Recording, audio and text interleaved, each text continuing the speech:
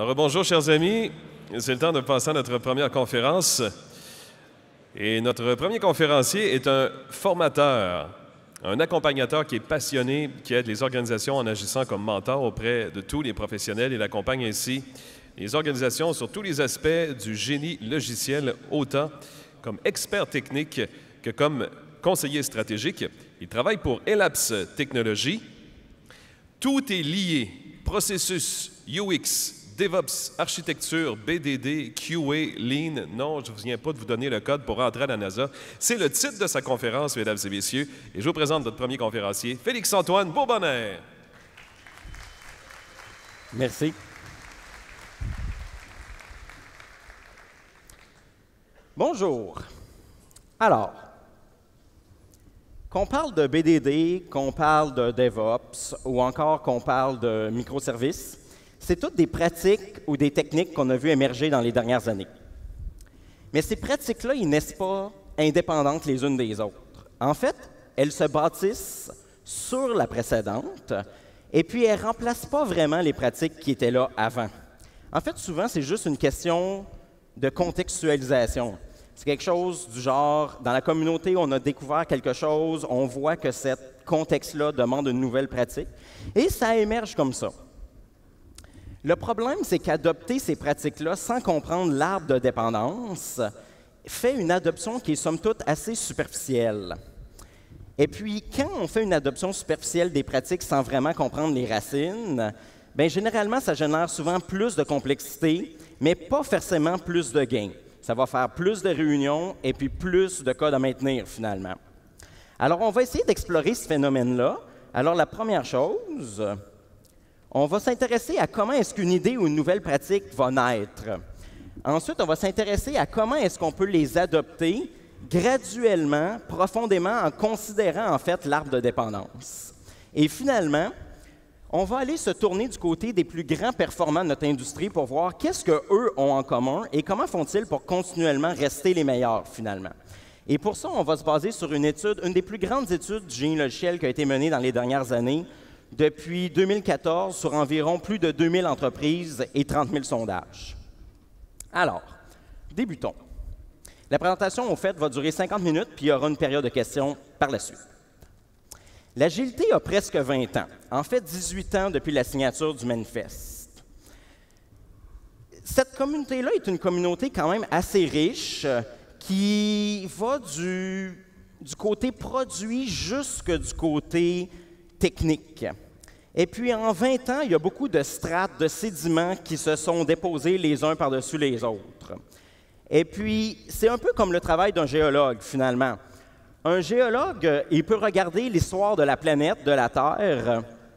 Et puis, y a-t-il quelqu'un qui a déjà regardé des émissions de géologie?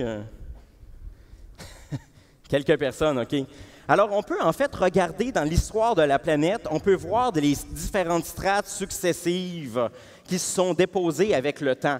On peut voir des fossiles à l'intérieur. Et puis, ces fossiles-là, avec le temps, nous ont donné c'est quoi qui s'est passé dans notre planète.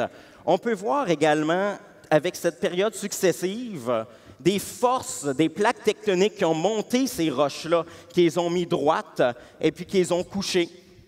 Alors, c'est un petit peu pareil dans notre communauté. Dans notre communauté, on peut voir finalement c'est quoi qui s'est passé. Puis on peut voir, on a des cartes comme celle-ci. C'est pas important en passant si vous ne pouvez pas lire le détail de la carte, là. Mais ici, c'est l'Agile Alliance qui nous explique en fait qu'on a différents mouvements qui se sont combinés en agilité. On a Extreme Programming, par exemple, Scrum, les tests en agilité qui se sont fusionnés, qui se sont entrechoqués. Puis entrechoqués, je me souviens, à Orlando, il y a plusieurs années, c'était pas chic, là, des fois, là, sur les affaires de scaling puis tout. Mais en fait, chacun des points que vous voyez sur la carte sont des pratiques qu'ils ont déposées comme sédiments dans notre communauté. Ici, voici une autre carte qui en rajoute plus, qui rajoute le DevOps, etc., puis qui montre toute la richesse de la communauté. Voici une carte que je trouve intéressante parce qu'elle part des 4 valeurs et des 12 principes, et elle va regrouper finalement les pratiques en fonction de ces valeurs-là pour montrer à quel point c'est diversifié. Mais le problème, c'est que toutes ces pratiques-là, toutes ces cartes-là ont un défaut en commun. Elles sont en 2D Et elle laisse imaginer, comme la carte de métro, que chacune des pratiques est indépendante l'une de l'autre. Mais en fait, ce n'est pas le cas. Si on regardait sous la carte, on verrait des milliers de tunnels de fils qui s'entrecroisent, parce que ces pratiques-là sont en fait dépendantes les unes des autres. Puis il faut comprendre les racines profondes pour être capable de les adopter. Puis pour mieux comprendre ce phénomène-là, on va faire une parenthèse. On va s'intéresser à comment est-ce qu'une idée, comment une découverte scientifique peut naître. Alors, selon la théorie de Johnson, en fait, une nouvelle idée, contrairement à ce qu'on pourrait penser, les découvertes scientifiques ne naissent pas en révolutionnant la planète. C'est très rare que ça invalide un pan complet de science. Généralement, une nouvelle découverte se ferait à la frontière du monde connu. Si vous êtes un chercheur, vous vous tenez à la frontière et vous êtes au maximum de la connaissance que vous pouvez avoir de votre domaine. Et les découvertes vont se faire dans une bande très mince autour de cette frontière-là, qu'on appelle en anglais les adjacent possibles, donc les possibilités proches. Puis un peu comme des petites étoiles qui vont s'allumer, bien, les gens qui se tiennent à cette frontière-là vont être capables de les saisir. Puis c'est pour ça qu'on voit très souvent dans des conférences scientifiques, surtout avec les moyens modernes de communication, on va dans une conférence, puis là, on se rend compte qu'il y a 2-3 groupes de chercheurs qui ne se sont pas parlé, mais qui présentent la même idée. Puis pourquoi ça arrive? Bien, tout simplement parce qu'ils ont lu les mêmes articles, puis ils ont vu la même étincelle allumée en même temps. Il n'y a pas vraiment de moment eureka, en fait, en découverte scientifique. C'est pas vrai qu'une pomme va vous tomber sur la tête, puis vous allez découvrir quelque chose, là. Donc, l'important et la difficulté pour une entreprise, c'est d'aller jusqu'à la frontière pour être capable de comprendre. Parce que la personne qui a inventé une pratique ou un concept, cette personne-là se tient à la frontière et présume toutes les strates sédimentaires que la communauté comprend déjà, finalement. Puis, on a aussi des chocs. On a des moments où il y a des continents qui émergent, des nouvelles plaques qui se tassent. Puis on peut voir ça actuellement avec tout ce qui est DevOps. Alors le DevOps, c'est clairement le fruit. Ça fait quand même un certain temps que la communauté agile avait beaucoup avalé de concepts de tout ce qui est Lean. C'était clairement un mouvement qui a beaucoup influencé l'agilité. Puis aujourd'hui, on voit sortir le DevOps qui est en fait, on va voir tout à l'heure qu'en fait c'est 7 piliers. Mais le Lean et l'agilité sortent de ces 2 branches-là une nouvelle plaque qui est le DevOps, qui fait partie de ces 2 communautés-là.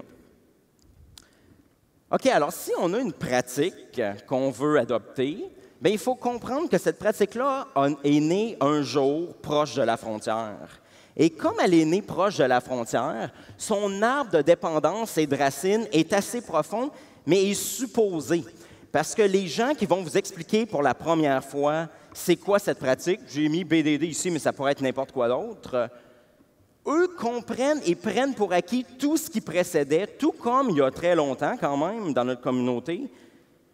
Scrum présupposait plusieurs des pratiques d'Extreme Programming, sinon ça faisait ce que Martin Fowler appelait le Flaccid Scrum. Donc, le défi pour une entreprise, particulièrement en transformation, c'est de réussir à partir du bord jusqu'à la frontière. Je ne sais pas si on pourrait mettre peut-être la diapositive. Merci. Donc, l'enjeu, c'est de partir du bord et de se rendre sur la frontière pour comprendre ces dépendances-là. Mais évidemment, on ne veut pas non plus que ça prenne autant d'années que pour la découvrir, mais on va voir tantôt que ce n'est pas nécessairement requis. En fait, ce qu'il faut à tout prix éviter, c'est le piège de l'iceberg. C'est qu'on voit seulement la partie qui est visible, mais on ne voit pas l'arbre de dépendance qui est en dessous. Puis, un exemple de ça, ma conjointe et moi, on sort à un moment donné d'un magasin de sport, et puis elle me dit, à la blague, rassurez-vous, elle me dit « Hey, maintenant que j'ai des nouveaux souliers de course, je ne sais pas si je vais courir plus vite. » Puis ça m'a comme allumé, parce que c'est exactement le problème qu'on a avec beaucoup des pratiques qui sont à la mode aujourd'hui. On voit le soulier, puis on se dit, si j'ai le même soulier, finalement, que le meilleur coureur, je vais peut-être courir comme lui. Mais la réalité, c'est que votre goulot, pour parler en termes Lean, ce n'est pas vos souliers, c'est probablement votre cardio. En tout cas, moi, c'est le cas, clairement. Mais avant de réussir à avoir besoin des nouveaux souliers qui vont vous faire gagner quelques secondes, vous avez besoin de maîtriser puis de pratiquer votre cardio, la gestion de votre énergie, l'alimentation, l'endurance. Vous allez devoir travailler tout ça en premier et peut-être qu'après, le type de soulier fera la différence finalement. Mais la seule chose visible du coureur, ce n'est pas son cardio, c'est caché en dessous. Alors, si on veut des exemples concrets de ça dans notre communauté, prenons le DevOps. Alors, dans le DevOps a environ 7 racines principales. Donc, le DevOps, en passant, là, j'ai mis des définitions, c'est beaucoup plus que juste un build pipeline. En fait, ça, c'est comme l'anecdote du DevOps, finalement. Le DevOps puise sa sève dans 7 racines qui vont de Lean Startup Eric Ries à Lean UX. On peut se demander pourquoi Lean UX. C'est toute la partie feedback rapide, découverte de produits. C'est ça qui provient, en fait, du Lean UX. Lean, c'est extrêmement présent dans le DevOps et toute la communauté agile, bien sûr. Et ça va nous donner toutes sortes de concepts. Puis c'est pour ça que, par exemple, en DevOps, une des métriques les plus utilisées dans presque tous les livres vont être quelque chose comme le lead time. Parce que le lead time, c'est quelque chose qui produit de lean. Hein? Ils savaient ça dans les systèmes manufacturiers bien avant nous. Hein? Calculer ça. Les trucs de value streams, etc. On va avoir la même chose avec le BDD. Puis je prends le BDD en exemple beaucoup parce que je trouve cet exemple-là fascinant. Parce que le BDD est fait pour avoir un arbre de dépendance profond. Tout simplement quand on étudie sa formation. Le BDD, Dan North, au début, quand on commençait à réfléchir à ça, était beaucoup plus dans la communauté technique, dans la veine, dans la roche technique de l'agilité. Mais avec les années, clairement, les communautés de test et les communautés affaires, product owners, s'y sont extrêmement intéressés et ont commencé. Le BDD qu'on a aujourd'hui n'est plus le BDD de Dan North original qu'il avait proposé. Fait que comme le BDD a des racines dans 3 grandes parties de l'agilité, on s'attend à un arbre de dépendance extrêmement profond. Puis on va le voir, les gens qui essayent de faire du BDD pour la première fois vont rencontrer beaucoup d'obstacles. Côté test, d'ailleurs, je tiens à répéter pour la énième fois que le BDD n'est pas une technique de test. C'est avant tout une technique de découverte qui s'avère être bien bon pour faire des tests. Donc, quand on comprend ça, on comprend pourquoi beaucoup d'équipes tentent de faire du BDD et ont un problème de maintenabilité des tests parce qu'on ne maîtrise pas la pyramide de tests, parce qu'on n'utilise pas un ubiquitous language. Ubiquitous language qui provient en passant de Domain-Driven Design. On peut prendre l'autre branche. Souvent, on a de la misère à faire des ateliers de découverte fonctionnels, mais c'est souvent parce que les solutions arrivent déjà faites dans l'atelier. Et pourquoi? Parce que le BDD présuppose un processus 100% itératif incrémental. Donc, on a un arbre de dépendance profond qui vont de la pyramide de test, qui vont un prérequis pour faire du BDD, c'est d'avoir fait le shift left de l'assurance qualité, etc. Je ne suis pas en train de vous décourager de faire du BDD puis de commencer. En fait, vous allez voir, ça va être l'inverse, mon propos. C'est qu'il faut être conscient qu'on embarque dans ce genre de pratique qu'elle a des dépendances, puis il va peut-être falloir accepter au début de ne pas être bon, mais d'avoir les bénéfices qui viennent au départ, finalement, et tranquillement s'améliorer et redécouvrir les dépendances qu'on n'a pas. Mais on va voir ça dans le détail tout à l'heure. Alors justement, comment est-ce qu'on adopte durablement une pratique? Je vous rappelle que notre objectif, finalement, c'est de partir de la gauche et de se rapprocher de la frontière de la connaissance connue. Puis pour ça, ça va nous prendre un objectif qui est systémique. Ça prend une variable et une métrique qui n'est pas... Parce qu'un des problèmes, souvent, c'est qu'on adopte une pratique pour l'adopter. Je vais faire du BD parce que je veux en faire. Mais en fait, ça ne donnera pas de bénéfice parce qu'on n'a pas de raison et on ne pourra pas le contextualiser. On ne pourra pas le faire pour votre contexte. Donc, la première chose que ça nous prend, le premier ingrédient, c'est un objectif qui est systémique et qui est le plus proche de la business possible. Et à partir de là, on va être capable de tirer pour essayer d'obtenir le juste assez. Puis ça veut dire de regarder loin en avant. Je ne sais pas s'il y en a qui ont pris des cours de conduite récemment ou qui ont aidé quelqu'un à conduire. Mais d'habitude, les débutants qui commencent à conduire ont un défaut particulier. Ils regardent l'auto immédiatement en avant. Et d'habitude, ça fait des genres de micro-corrections de volant. Puis ça donne mal au cœur. Généralement, la première chose qu'un instructeur de conduite va dire, c'est « regarde loin, fixe un point » pour être capable de tranquillement laisser votre cerveau s'ajuster pour prendre les courbes, ralentir, accélérer, pour laisser le temps de se coordonner. C'est exactement la même chose qu'on veut faire avec l'adoption d'une pratique.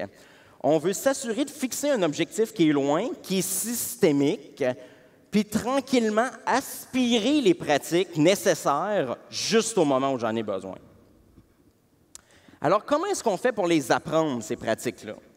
Notre objectif, je le répète, c'est de réussir à se ramener proche de la frontière, mais en moins de temps que ça a pris pour les découvrir. Puis pour ça, ça présuppose, en fait, qu'on va changer notre mentalité vers une mentalité d'apprentissage et d'amélioration continue. Ça veut dire qu'on n'accepte pas d'avoir terminé. C'est le premier changement culturel à faire, c'est de se dire « je n'ai pas réussi à faire du DevOps, je n'aurai jamais réussi ». C'est un processus continu qui va tranquillement continuer à aspirer continuellement les pratiques en faisant ça. Puis l'image que je veux vous donner, qui va nous suivre tout le long de la présentation, c'est un drap. Imaginez que vous avez un drap sur une table et vous prenez le centre du drap et vous tirez. Le drap va former un genre de cône, puis va aspirer de plus en plus large, plus vous tirez.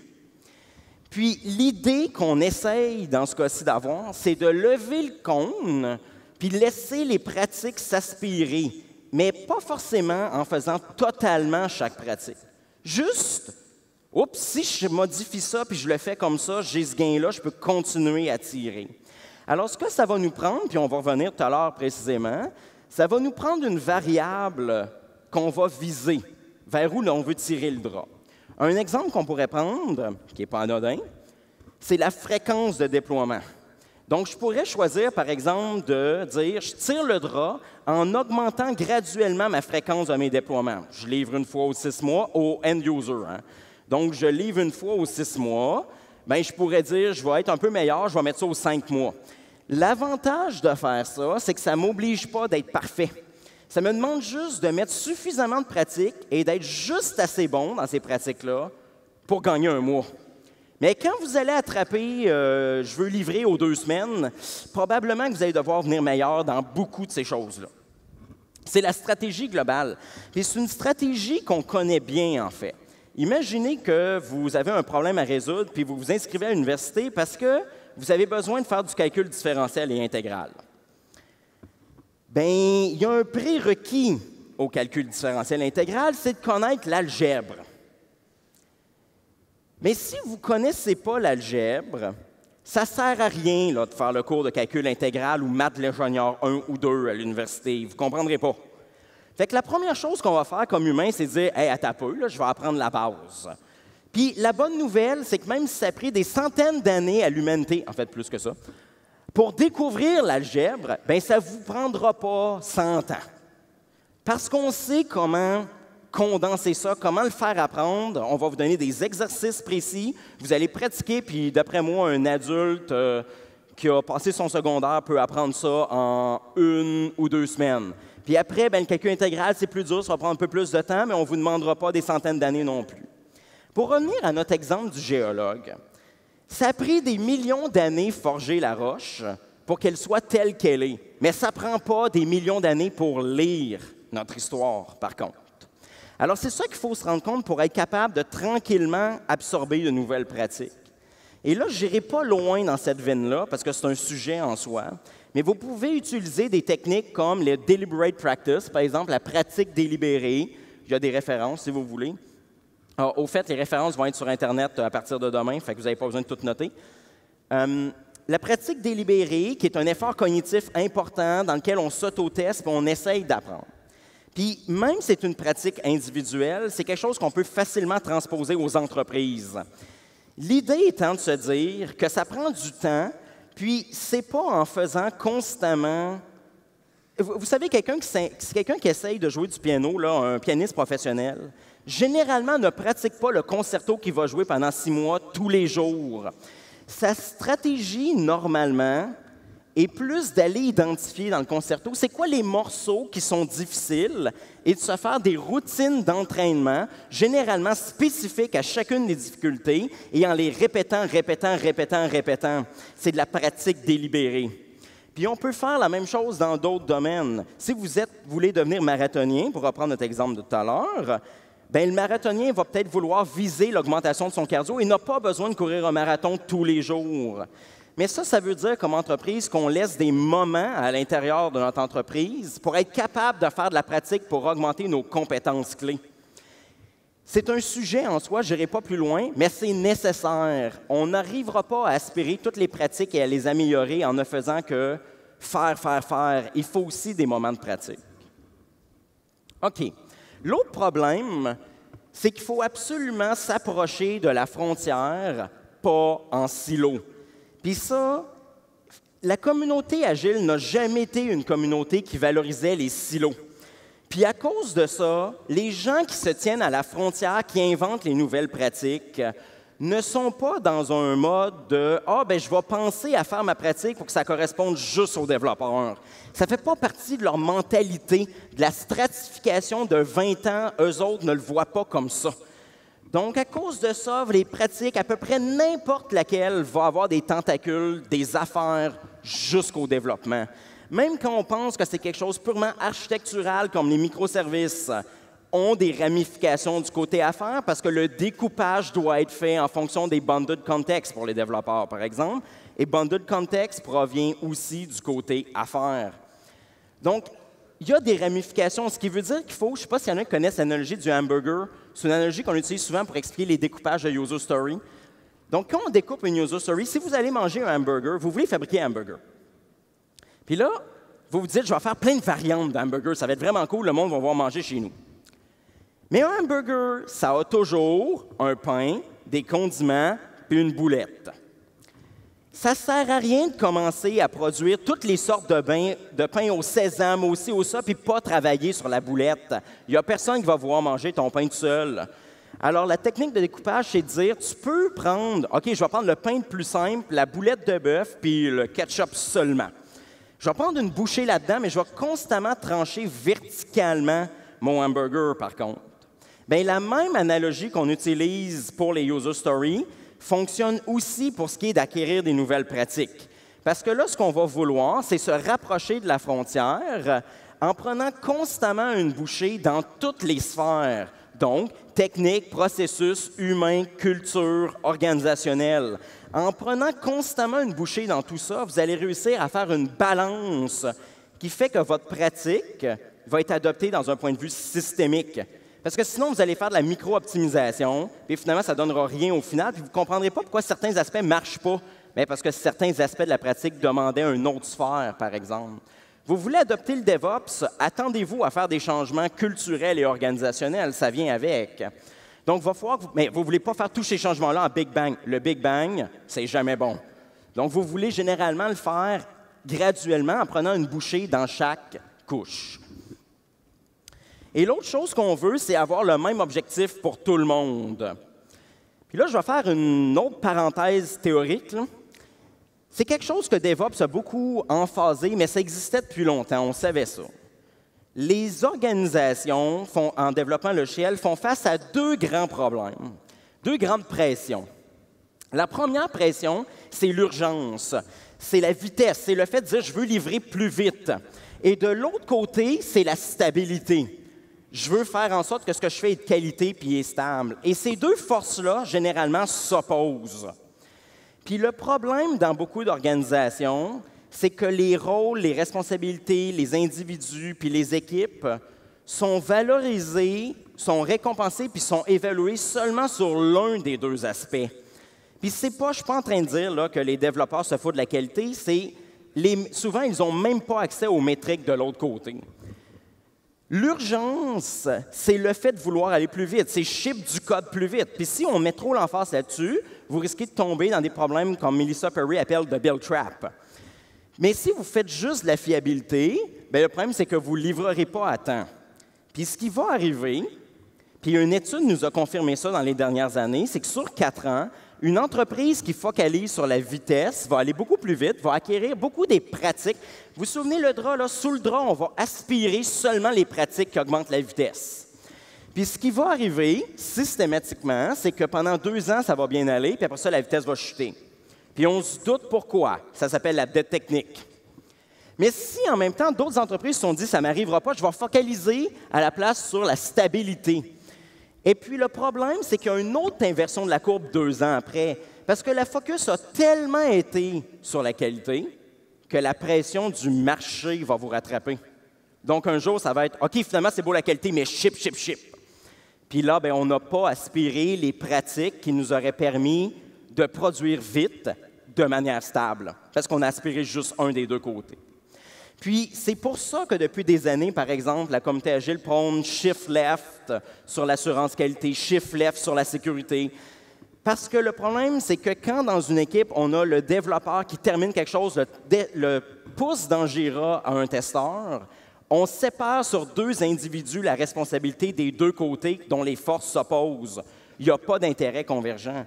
Et en passant, même si vous avez mis les testeurs, les ops, tout le monde dans la même équipe, ça ne veut pas dire qu'individuellement, la pression n'est pas séparée entre l'urgence et puis la fiabilité. C'est d'ailleurs pour ça que le mouvement DevOps, c'est le Dev plus Ops. L'idée, c'était les Ops, généralement, ont intérêt de faire le moins d'updates puis le moins de mise en prod possible, alors que les développeurs ont intérêt à faire le plus de mise en prod possible. Évidemment, là, je caricature, là. Mais c'est cette rencontre-là, finalement, ensemble, en mettant la pression sur toute l'équipe qui va obtenir une balance. Parce que ce que je cherche, c'est une balance. Alors, si on reprend notre drap, je résume un peu, ce qu'on veut, c'est, on a un drap, on tire dessus, les pratiques vont venir. Ça me prend un objectif systémique. L'objectif systémique peut être, par exemple, d'augmenter ma fréquence de déploiement. Mais je vais devoir balancer, il faut que je mette un levier en arrière sur mon drap. Parce que si je ne mets pas de levier, ce qui risque d'arriver, c'est que la qualité va débalancer par rapport à la vitesse où je tire le drap. Il faut que j'arrive à tirer mon drap exactement à la bonne vitesse. Donc, en gros, j'ai besoin d'un objectif systémique, une métrique. Exemple, fréquence de déploiement. Je veux l'augmenter constamment. Le fait de l'augmenter constamment va m'obliger à aspirer les pratiques juste à temps et juste assez. Ensuite de ça, je vais mettre un contrepoids qui fait en sorte que je ne tire pas trop vite en désavantageant un des 2 côtés des pressions que je subis. OK, mais les plus hot, là, les plus performants de notre industrie, ils font quoi, eux autres? Alors, la première chose, c'est qu'ils sont performants en quoi? Puis on n'est pas intéressé à savoir s'ils sont performants seulement à faire du développement, parce que sinon, on ferait de la micro-optimisation. Alors, ce qui nous intéresse, c'est des gens qui sont performants organisationnellement ou dans la performance non commerciale. Je vous passe les détails, mais en gros, la performance organisationnelle, c'est ce qui a rapport à l'argent, beaucoup plus, alors que le non commercial, c'est avec satisfaction de ton client, qualité de tes biens et services. Alors, on est intéressé à regarder qu'est-ce que ces plus performants-là font. Puis pour ça, on va se baser sur une étude. C'est probablement une des plus grandes études qui a été réalisée dans les dernières années en génie logiciel. Je vous passe les détails. C'est une étude qui a été déroulée de 2014 à 2017 et qui a eu ensuite des suites en 2018-2019. Le rapport vient de sortir, vous pouvez consulter en ligne. On parle de 23 000 sondages en 2017 sur 2 000 entreprises allant de la start-up jusqu'à 10 000 employés. Vous allez devoir me faire confiance, les groupes qui ont été choisis sont statistiquement valables. OK? Et ensuite de ça, les analyses qui ont été faites sont généralement statistiques. Les plus performants. Alors là, la première chose à comprendre pour tout le reste de la présentation, c'est que les plus grands performants ne sont pas identifiés comme ça par les chercheurs. C'est un algorithme, c'est ce qu'on appelle du clustering. OK? Donc, ils ont rentré tous les formulaires, les données, et l'algorithme cherche en fait des groupements statistiquement indépendants les uns des autres. Alors, ça fait un groupement de grands performateurs non biaisés dans lequel on se dit, eux sont plus performants. Donc, ça nous intéresse de savoir, OK, qu'est-ce qu'ils font pas comme les autres? Alors, la première chose, on va défaire des mythes. Pour être dans les grands performateurs, ça n'a aucun rapport avec la quantité de legacy code. Il y a des gens là-dedans qui sont pris dedans à plein, mais qui sont quand même très performants. Ça n'a pas rapport avec votre technologie. Il y a des entreprises qui travaillent sur du mainframe qui sont dedans. Donc, ça n'a pas rapport avec ça. Ça n'a pas rapport avec la taille dans l'entreprise non plus. La taille de l'entreprise est totalement indépendante de ça. Ça n'a pas non plus rapport avec un principe ou des façons de faire ou des technologies particulières. Tout ce que je viens de vous donner ne sont pas des variables statistiquement valables. Qu'est-ce qu'ils ont en commun? Ils préconisent tous, en premier, un modèle qui est basé sur des capacités et non pas sur une maturité. En gros, ce que ça veut dire, c'est que ces entreprises-là considèrent jamais avoir atteint un but. Ils font de l'amélioration et de l'apprentissage continu en permanence. Et l'autre chose particulièrement intéressante, c'est qu'ils ont tous en commun d'avoir des pratiques et des manières de faire qui balancent et gardent un équilibre entre la stabilité et la vitesse. Ils n'optimisent jamais l'un au détriment de l'autre. Et ces grands performateurs-là ont 2 fois plus de chances d'atteindre leurs objectifs annuels ou de les dépasser. Alors maintenant, on va s'intéresser, on va creuser dans cette étude-là pour comprendre c'est quoi les phénomènes. Inquiétez-vous pas, je ne vous passerai pas les 24 capacités. Et en passant, petite note, ce n'est pas qu'il existe juste 24 capacités. Il y a 24 capacités qui ont été étudiées par l'étude, bien sûr. Là, un petit peu de théorie scientifique. Là. Quand vous allez voir une boîte avec de l'orange autour, c'est ce qu'on appelle un construct. Vérification faite, on dit construct en français aussi. Donc, un construct, en gros, pour simplifier beaucoup, là, c'est un concept qui a été validé statistiquement pour lequel on peut poser des questions qui parlent exactement de ce concept-là. Fait qu'en gros, ça veut dire que cette boîte-là a été validée et que les questions qu'ils ont posées sont valables. Quand vous voyez une flèche comme celle-ci, il faut lire A prédit ou impacte B. Exemple. Ici, c'est les vraies données de l'étude, soit dit en passant. Ce qu'ils ont déterminé, c'est que la culture organisationnelle, qui est en fait une culture de sécurité psychologique, prédit une meilleure performance organisationnelle. Évidemment, la satisfaction au travail prédit une meilleure performance organisationnelle, on s'en serait douté. Le Lean Product Development prédit également la performance organisationnelle. Je vous expliquerai tout à l'heure c'est quoi qui est dans cette boîte-là. Et la plus intéressante pour nous aujourd'hui, c'est qu'on a déterminé que la performance de livraison est un facteur hautement prédictif de la performance organisationnelle. Je vais vous expliquer pourquoi c'est si intéressant. Voici un grand apport. Je pense qu'un des plus grands apports des gens au début du mouvement DevOps, c'est de nous faire comprendre ceci. Le développement logiciel a essentiellement 2 grands morceaux. Le premier morceau, c'est de l'idée jusqu'au moment où un développeur commit sa première ligne de code. C'est la première étape. Et cette partie-là, qui est design, développement, elle a des grands défauts, on le sait tous. C'est un processus qui est hautement créatif et qui est peu prévisible. Hein? Toutes les histoires d'estimer, etc., c'est peu prévisible. Et c'est unique, on ne refait jamais le même design, on ne refait jamais 2 fois le même code. Mais il y a une deuxième partie. Du commit jusqu'à la production, ça, c'est standardisable. C'est quelque chose qu'on peut facilement mesurer, alors que la partie gauche est dure à mesurer. Et là, je ne sais pas s'il y en a qui voient la révélation, c'est qu'ils ont réussi dans cette étude-là à démontrer que les valeurs et les mesures qu'on prend seulement à droite vont prédire la performance organisationnelle. Wow! Ça veut dire que si je regarde juste à droite que je peux mesurer, j'ai quelque chose de stable, puis je peux avoir de l'information pour améliorer la partie de gauche. C'est vraiment cool. Alors, à partir de là, une fois qu'on sait ça, on est très intéressé au fait de savoir que la livraison, la performance de livraison est un facteur important. Alors, on va creuser. Il y a 24 capacités clés qui ont été étudiées, qui sont classées dans des pratiques techniques, processus, culture humaine et mesures. Alors, la première chose intéressante, c'est que la livraison continue, continuous delivery, prédit et pilote une meilleure performance de livraison et donc organisationnelle.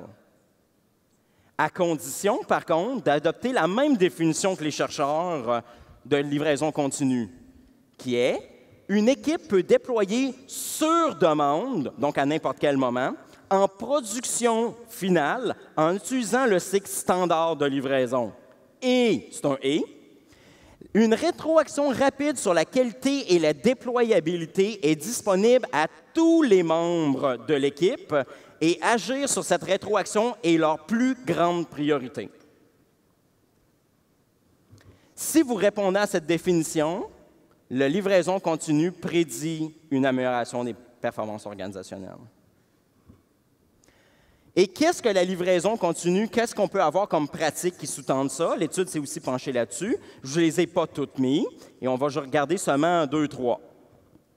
Premièrement, le fait d'utiliser de l'intégration continue et du trunk-based development est un facteur qui pilote la livraison continue et une meilleure performance. Et qu'est-ce qu'on entend par intégration continue? Pour commencer, ça veut dire, puis les carrés oranges sont qu'est-ce que les grands performants ont et ont comme définition généralement. Donc, la première chose, c'est qu'ils travaillent tous avec des tout petits lots, des batch size qui sont tout petits. Deuxièmement, ils font l'intégration de toutes leurs branches pour tout le produit ou l'organisation au moins une fois par jour. Ensuite, leurs tests roulent en moins de 10 minutes et ils ont généralement moins de 3 branches actives pour tout le produit ou pour toute l'organisation. Et je vous répète que ceci est vrai peu importe la taille de l'organisation. Et finalement, ils n'ont aucune phase d'intégration de stabilisation. Ensuite, une architecture découplée et des équipes auto-organisées empowered est aussi des facteurs prédictifs. Alors, qu'est-ce que ça comprend? Ça veut dire que les équipes sont indépendantes d'un point de vue technologique. Ça veut dire qu'ils ont la capacité de faire leur propre choix d'outils et d'architecture. Et finalement, les équipes sont capables de... Puis une chose, je vais éclaircir, les chercheurs dans cette étude-là, vous pouvez chercher, c'est vraiment très creux là, comme étude.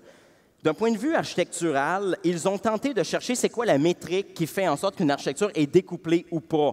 Parce qu'on sait tous que ce n'est pas parce que tu déploies du stuff dans 2 boîtes, dans 2 serveurs, que tu n'as pas besoin de modifier systématiquement les 2 en même temps. Donc, ils cherchaient une métrique pour ça. Et la seule métrique qu'ils ont trouvée, ou presque, c'est le degré de communication nécessaire entre les équipes qui s'occupent de ces 2 services. Mais ça ne nous surprend pas. Ils ont en fait validé la loi de Conway qui a été, c'est quoi, c'est 1967 si je me souviens bien, la loi de Conway, qui dit que l'architecture logicielle est condamnée à refléter la structure de communication organisationnelle. Ils ont en fait démontré la loi de Conway. Donc, les équipes les plus performantes sont celles qui s'organisent pour minimiser la communication entre les gens de 2 équipes, finalement. On n'est pas en train de dire que la communication, ce n'est pas important, mais quand il y en a, il faut qu'elle soit bonne, mais on en veut le minimum nécessaire. Et finalement, on a aussi les pratiques. Comment est-ce qu'ils font du côté Lean Product Development puis gestion Lean? Alors, les équipes de ces entreprises-là ont des plus grandes capacités d'expérimenter par eux-mêmes. Ils travaillent en plus petits lots. Batch size, c'est la base du Lean, là. Donc, batch size ont un WIP, un Work in Progress, beaucoup plus limité. Ensuite, les équipes recueillent des rétroactions sur des clients réels par eux-mêmes et prennent leurs propres décisions là-dessus, utilisent la gestion visuelle, etc. OK. Alors maintenant qu'on a creusé ça, on sait qu'on a une étude qui nous permet de savoir ça. Comment est-ce qu'on les adopte, nos fameuses pratiques? Alors la première chose, vous vous souvenez, je vous avais, comme ça, suggéré de mettre la fréquence de livraison pour tirer le drap. Mais c'est une bonne idée, en fait, de faire ça. Parce que ça va nous permettre graduellement d'aller implanter nos pratiques qu'on vient de voir, en fait, à votre rythme, dans votre contexte. Puis en se rappelant toujours que le problème, ça serait de ne pas balancer la fiabilité et la rapidité. Et sur ce, une des affaires les plus intéressantes de cette étude, c'est qu'en fait, la seule chose que les grands performateurs ont en commun, c'est qu'ils maximisent systématiquement 4 métriques en même temps. Les medium performers ont tendance à optimiser 3 ou 2 variables sur 4, alors que les grands performateurs ne font aucun compromis en ces 4 variables. Ils n'ont peut-être pas les mêmes chiffres, mais ils ne font pas de compromis. Alors, on retourne avec nos 2 pressions qu'on subit comme entreprise, l'urgence et la fiabilité, ce qui va nous donner 4 métriques à observer. La première métrique, la fréquence de livraison. On se rappelle qu'elle est prédictive, en fait, d'une performance organisationnelle. Le lead time, c'est quand la commande arrive, je pars le chrono, tic-tac, puis je l'arrête quand il y a un utilisateur final qui l'a dans les mains. Donc, le lead time, dans ce cas-ci, de livraison, je ne ferai pas la différence pour cette présentation-ci. Ensuite, du côté de la stabilité, on a deux autres métriques à regarder. Le temps de restauration, ce qu'on appelle le MTTR, le temps moyen pour retourner un service pour qu'il fonctionne. Notez une chose, les deux dernières métriques ne considèrent pas une panne majeure, là. Pour la dernière, par exemple, le taux d'échec de mes livraisons considère la moindre petite chose qui demande une intervention. Alors, il va falloir faire en sorte que ces quatre variables-là fonctionnent en même temps. En passant, les quatre valeurs étaient connues avant l'étude. C'était les 4 Key Metrics. Okay? Vous pouvez regarder ça si vous voulez. Puis vous pouvez même vous comparer. C'est cool. Si vous allez, Google a fait un site cloud.google.com/devops. Puis si vous allez là-dessus, vous allez pouvoir remplir les 4 questions plus votre secteur d'activité. Puis vous allez pouvoir vous comparer aux autres qui ont répondu à l'étude dans votre propre secteur d'activité. Notez cependant que ce ne sont pas les questions complètes de l'étude, ce sont seulement 4 variables. Donc, c'est un indice pour vous aider. Puis, en fait, il y a une logique en arrière de ça. On comprend pourquoi il y a un effet, pourquoi ces grands performateurs-là grimpent si vite. Parce qu'en fait, ils ont transformé deux pressions qui poussaient dans des directions opposées. Ils les ont transformées en cercles vertueux, en fait. Parce que si vous augmentez la fréquence de livraison, vous n'aurez pas le choix de travailler sur des plus petits morceaux. Si vous travaillez sur des plus petits morceaux, si jamais il y a un problème avec, la taille de l'explosion, ce qu'on appelle en anglais le blast radius, va être plus petit. Donc, plus rapide à régler et à trouver. Et comme c'est plus rapide à régler puis à trouver, vous prenez moins de risques. Et comme vous prenez moins de risques, bien, vous êtes capable d'augmenter votre fréquence de livraison. Et comme vous augmentez la fréquence de livraison, vous diminuez encore votre risque. Donc, un genre de cercle vertueux qui est propulse vers le haut grâce aux 4 variables. Donc, en résumé, vous voulez avoir un drap. Le drap, vous voulez le tirer pour que toutes les pratiques qu'on a sédimentarisées pendant 20 ans arrivent, mais vous devez le faire en contraignant la poussée de votre drap. Et maintenant, on peut mettre les noms là-dessus. Vous voulez tirer avec la fréquence de livraison.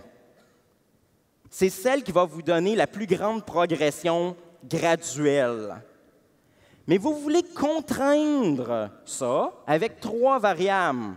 Le mean time to recover, le taux d'échec de vos livraisons et le lead time. Pourquoi on n'utilise pas le lead time pour tirer le drap? Parce que comme le lead time complet est fluctuant, on va généralement utiliser le lead time seulement de la partie livraison. Le problème, c'est que si vous utilisez ça comme variable principale, ce que vous allez faire, c'est juste optimiser la livraison vers la production. Résultat, vous allez avoir une espèce de tapis roulant qui prend votre stuff, qui le ship vraiment vite en production en or, mais vous allez l'utiliser une fois par 6 mois, parce que le reste de la chaîne, elle, n'est pas optimisée. Alors, c'est pour ça qu'on utilise à la place la fréquence de livraison, parce que cette variable-là tend à amener des améliorations organisationnelles, culturelles et techniques. Parce que pour être capable de livrer plus fréquemment, vous ne pourrez pas vous en tirer juste avec des solutions techniques. Vous allez devoir faire des changements culturels dans vos processus, dans vos façons de faire. Vous n'aurez pas le choix. Donc, c'est notre première variable. Ensuite, vous contraignez avec le lead time parce que vous savez que le lead time de livraison est un prédicteur de la performance et vous contraignez le système dans l'autre sens pour ne pas faire tout ça aux dépens de la qualité. C'est un peu une idée du piston, finalement. Vous avez un piston, puis vous poussez avec la fréquence de livraison et vous contenez le piston pour empêcher l'huile de s'échapper pendant ce temps-là avec les 3 autres variables. C'est essentiellement l'approche qui va vous permettre de tirer vos pratiques de développement, 1, de chaque côté de la balance, 2, graduellement, parce que comme on le disait plus tôt, le fait, par exemple, de vouloir livrer aux 5 mois va juste vous demander de maîtriser partiellement certaines pratiques. Et quand vous allez arriver à 3 mois, vous allez dire « Hey, finalement, on n'était pas si bon que ça dans cette pratique-là, fait qu'on va donner une coche de plus », en vous rappelant que les plus performants de notre industrie le font de manière continuelle. Puis on a un graphique, puis je vous rappelle que les grands performateurs moyens ne sont pas par variable, c'est global, et on décortique les 4 valeurs. Puis vous pouvez voir que la bonne nouvelle, c'est que ceux qui ont plus rapport à la stabilité sont atteignables plus rapidement, parce qu'en fait, les solutions sont essentiellement techniques de ce côté-là. Alors que les fréquences de déploiement et de lead time augmentent avec le temps, plus vous devenez performant. Puis l'écart se creuse, le temps presse. L'étude roule depuis 2014. En 2018, regardez le graphique, il y avait des grands performateurs. En 2019, pour la première fois, l'algorithme de clustering a identifié un groupe par-dessus les grands performateurs, les élites. Ils sont maintenant 20 %. Alors, le temps presse. En plus, pour la première fois depuis toutes les années de l'étude, les chercheurs ont identifié un secteur d'activité qui est surreprésenté dans les grands performants. C'est le commerce de détail.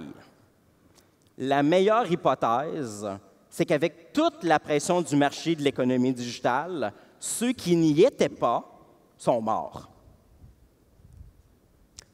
En conclusion, peut-être que vous vous demandez si les gens performants sont si performants que ça. Bien, en fait, je vais vous donner des chiffres pour 2016-2017.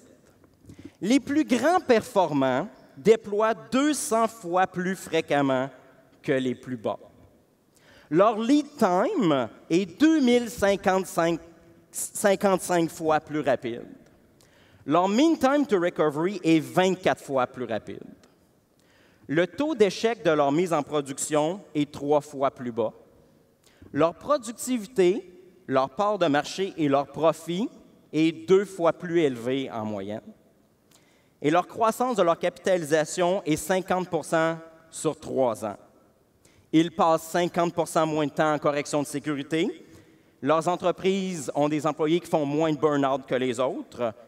Et leurs employés ont 2,2 fois plus de chances de recommander leur employeur à d'autres. Et ça, c'est les chiffres pour 2016-2017. En 2016-2017, le temps moyen de recouvrement était 24 fois plus élevé. En 2019, les élites ont un taux 2604 fois plus élevé. Merci.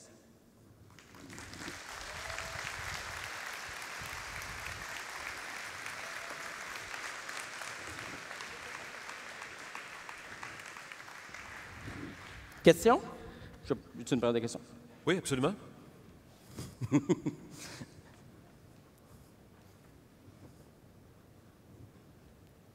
S'il n'y a pas de questions, pas de problème, je vais être en bas. C'est peut-être plus facile de poser des questions au sol que de crier dans la salle. Y a-t-il quelqu'un qui veut crier? Non? Je te laisse la parole. Ah, oui, il y avait quelqu'un? Question? On va vous apporter un micro sans fil. On a Forrest là, qui court avec les micros. Là. Merci. Bonjour, merci pour la présentation. Mon Dieu, je me vois à l'écran. J'avais une question par rapport au cycle de développement, quand vous parliez tout à l'heure accélérer le rythme de livraison et tout ça. Moi, je me demande là-dedans, où est-ce qu'on doit faire attention à la dette technique qui, par définition, peut être cachée et exploser à tout moment. Donc, si quelque chose de bloquant arrive au bout de 5 ou 6 livraisons, oui. Comment on aurait dû s'en apercevoir dès la première?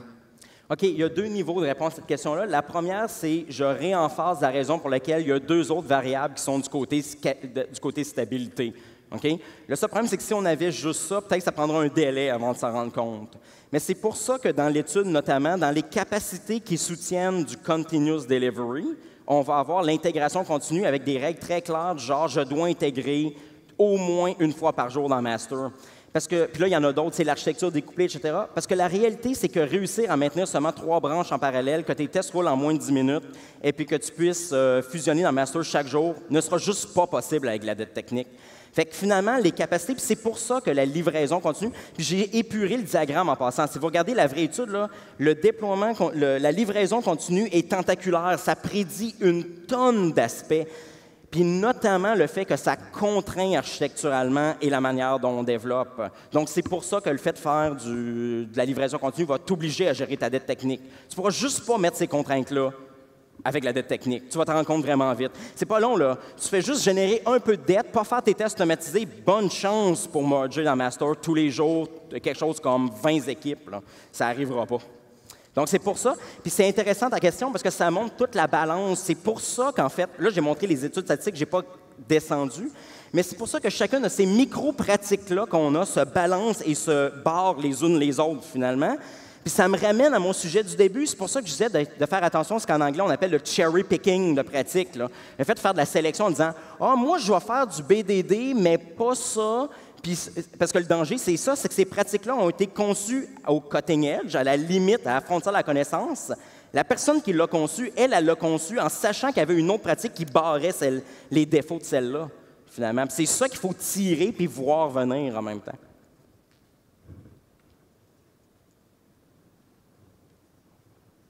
Une question juste à côté.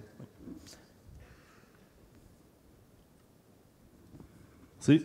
Je vais parler vite avant d'apparaître sur la TV. Non. Question très spécifique à propos d'une des slides que tu as montré. Le trunk-based development, si je le prends au mot, ça implique qu'on commit direct dans le trunk. Je vais continuer ma question. En partant, je pense que la prémisse, c'est pas ça, mais je me demandais d'un point de vue code review comment ça marche. Parce que si je prends au mot, ça implique qu'on commit direct dans le trunk, donc ça implique que les reviews sont a posteriori. Puis je me demandais d'un point de vue très concret, outil, comment ça marche ça. OK. La réalité, c'est que faire du trunk-based development ne demande pas de ne pas avoir de branches. C'est essentiellement l'idée que, puis là, ça dépend d'une organisation à l'autre, mais le chiffre qui est souvent avancé dans la communauté, c'est qu'il faut fusionner vers master et master vers toi au moins une fois par jour. Fait que ça ne t'empêche pas de faire du code review. En fait, ça va même être plus bénéfique parce que ton code review va être beaucoup plus petit. Puis tu sais, tu demandes un outil, mais ce n'est pas l'outil le problème. Le principal problème des code reviews, généralement, c'est qu'il y a juste trop de code. Fait que quand tu regardes 300 lignes de code à reviewer, c'est fascinant parce que plein d'entreprises basent beaucoup de choses sur le code review. Le fait qu'il n'y aura pas de problème de sécurité, le fait que ça. Mais la réalité, c'est que quand un dev regarde 300 lignes de long, là, tout ce qui spot, c'est les brackets pas sur la bonne ligne. Parce que c'est impossible, en regardant le code, de se dire « Hein, à la ligne 242, je pense qu'il y a un bug, il ne comprend pas le code. » Fait que l'idée, c'est que plus tu vas faire du trunk-based, ce qui n'est pas forcément pour avoir de branch, là, OK? Ce que ça va faire, c'est que ça va contraindre d'avoir des code reviews plus petits. Puis comme ils sont plus petits, on va attraper des vrais problèmes. Et en plus, ça pourra servir d'apprentissage pour tout le monde versus 300 lignes de long. Ensuite, l'outil, honnêtement, j'ai vu des entreprises utiliser plein d'outils pour faire ça qui marche. C'est pas ça qui est le goulot, là, généralement. On a-tu le temps pour une autre question? Oui, bonjour. Denis Normand du ministère des Affaires municipales. Je voudrais savoir comment on peut mesurer les facteurs que vous avez mentionnés assez facilement. Y a-t-il des outils? Faut-tu le faire à main? Ça prend combien de temps, ça, au-dessus de tout le travail qu'on fait? Merci. Bon.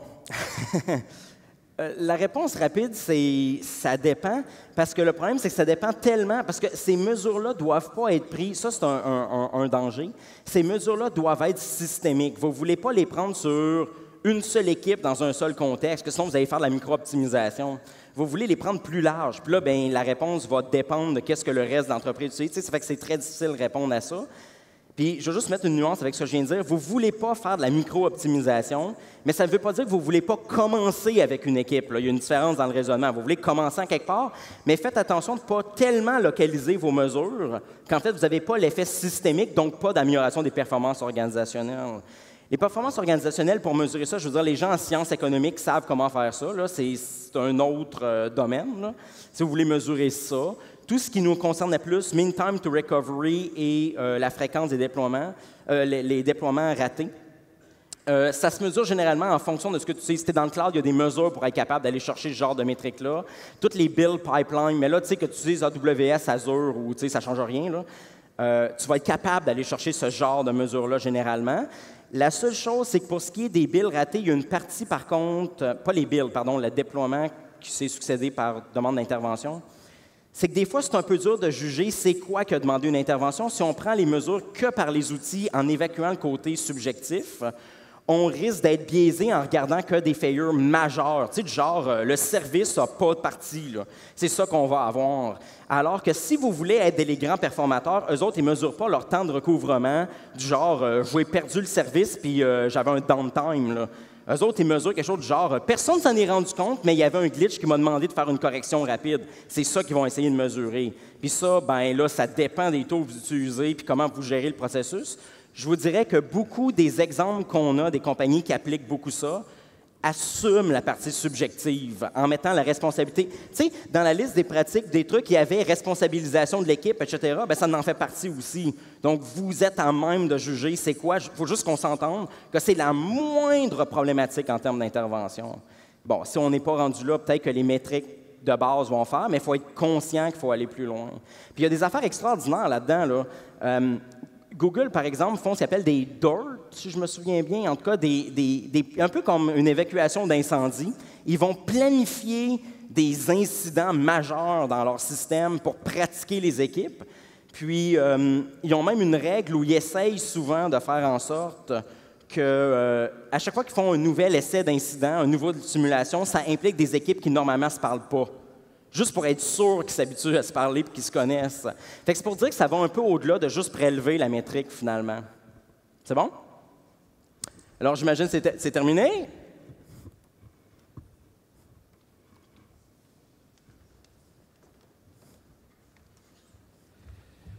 Notre prochaine conférence est dans, je dirais, 13 minutes. Et merci. J'allais vous amener là, mais c'est correct. Beau travail, Félix-Antoine Bourbonnais. D'ailleurs, puisque vous applaudissez comme ça, j'ai un devoir pour vous sur agilequebec.ca, sur la page de notre conférencier. Vous pouvez aller faire un sondage d'appréciation. Félix-Antoine, je pense que tu vas passer solide, peut-être un 105-110 %. Très belle conférence. Alors, dans une dizaine de minutes, on vous revient pour la suite. À tantôt.